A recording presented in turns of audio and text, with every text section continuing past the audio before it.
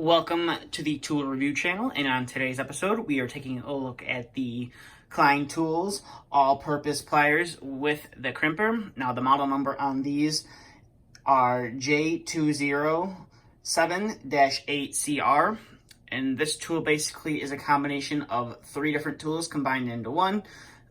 So you do have a pair of pliers on the front, you have followed by some wire strippers. In the middle, you do have a nice cutting edge, and then you do have a crimper on the bottom as well. So without further ado, let's start taking a look at this tool. So as you can see here, you got the nice Klein logo. I believe this is laser etched into the tool right there. You can see the model number right there, and then the made in the USA etching right there. So it is nice that these are made in the USA. And I already did forget to mention that these are a part of the Journeyman series. And they are a nice pair of pliers. As you can see on the handrail, you do have a Klein logo right there, and you also have one on this side as well. And so this side is the stranded side, so you can strip from 12 to 20 gauge stranded. And then if you do turn the tool over to this side, it's the solid side, and you can strip from 10 to 18 gauge solid. Now if you were wanting to cut a screw, this is the side you would do it on.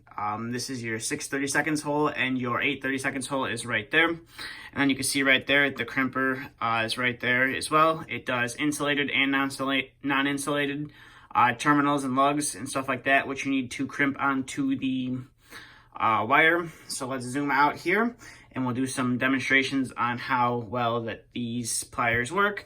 So we'll start off with, we'll bring in some 14 gauge wire right here. And we are on the stranded side, so it is the second hole, as you can see right there. And then you just cut the insulation, and you just move the wire around to cut the insulation all the way around the wire, so you can pull it off. Can be a little challenging with these pliers since they are a little stiff, but it should have no problem cutting the insulation, and you should have no problem pulling it off. As you can see, we're going to do it the wrong way, if I can get it to go the wrong way. Or we'll just pull it off with the pliers instead. As you can see right there, had no problem cutting the insulation and having the pliers pull it off. And then we'll use the cutting edge on these pliers to chop the wire. It does kind of stick in there, so you just got to pull that out. And nonetheless, the cutter works great. So now the 14 gauge wire is out of the way, we'll bring in some 12 gauge wire right here. This is also stranded wire, and we'll put it into the first hole, and then we'll turn the wire around to cut the insulation off. As you can see right here, it should do it no problem. Just got to turn it around a few more times than the 14 gauge wire, and you should be all set to go to pull off the insulation. So once you're done cutting it, you should be able to pull off the insulation. Now this is a bit of a thicker wire, so you're gonna have to spin it around quite a few more times than the 14 gauge, like I said earlier, and it can be a little challenging to do sometimes and pull the wire off completely.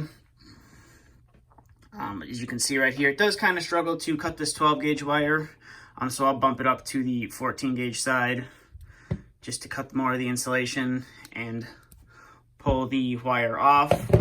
So we're not sitting here all day watching me try to cut and pull this insulation off. And here I have a wire terminal that we're going to crimp onto this wire, and I'll show you how this crimper works. So you just put it in there, and then you just squeeze the terminal down, or you squeeze the pliers down onto the terminal, and it leaves a nice dent on the inside. Now, I'm not typically a fan of wire strippers that have the crimper below the rivet joint. I just don't feel like you get a good crimp, but definitely on these, you get a pretty good crimp. As you can see right there, that's not going to be coming off anytime soon.